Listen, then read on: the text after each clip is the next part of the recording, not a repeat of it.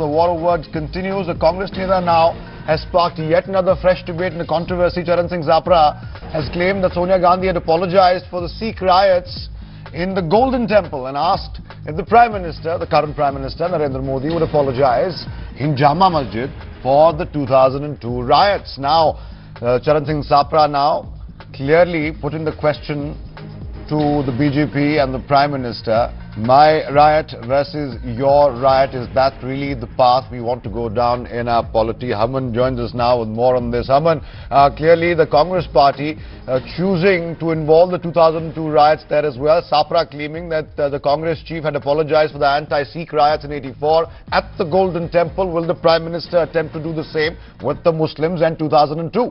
Well, that's right. In fact, the news point of the place that I'm standing is the Congress office, and you had Ajay Maken here, who was in fact sometime back earlier taking a press conference where Charan Singh Sapra was also present. When the question was asked, Mr. Sapra was in fact not allowed to speak, and you had Ajay Maken who instead intervened and said, let us stick to the issues that are relevant to the elections. But do remember, this was the statement that Charan Singh Sapra, the Mumbai spokesperson, made was in the context of the elections itself while he was speaking to local reporters. And that in a way, after Manish Ankar's Ayer's comment, you have now Charan Singh Sapra in fact from the Congress giving enough of ammunition for the Bharatiya Janata Party ahead of the second phase now. And what we are what we are expecting is that Amit Shah could be speaking, will be speaking in fact at a PC at 2 p.m. where he's in fact expected to speak on the same issue of Mr. Charan Singh Sapra having made that statement. But even while during the PC, during the press conference, when we tried to ask the question, Mr. Charan Singh Sapra in fact was not allowed.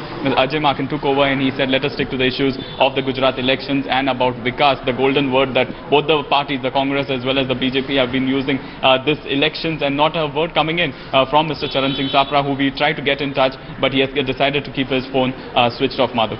All right, there you go. Charan Singh Sapra not allowed by his own party to rig that. Herman, the fact, as you mentioned right now, is that this election started off with talk of Vikas, of development, and the issues really were supposed to be of that. But lately, Herman, there's been a lot of to and fro in terms of personal attacks, in terms of controversies being raked, in terms of controversial statements being made in a sensitive election like Gujarat. And Charan Singh Sapra's own party wants to stay on development and Vikas issues, but we have leaders like Manish Ayer, now today Sapra, who want to go a different path there. So clearly the Congress party is also not very sure whether to keep it on Vikas or try and attack the Prime Minister's image or the Prime Minister's past.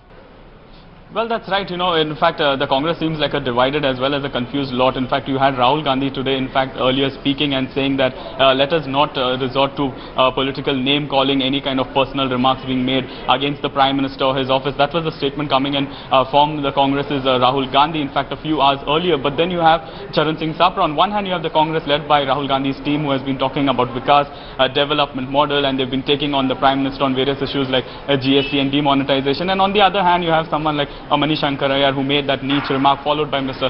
Charan Singh Sapra now, who is invoking those previous rights, and in fact comparing it to the Sikh rights in a way, a right versus right. That is what the Congress for now has been stating through Charan Singh Sapra. And when we tried to ask him what is his clarification, why make that statement now when you have the Congress Vice President talking only about development, clearly the Congress's own leaders did not allow him to speak or rectify or say anything about that matter for now.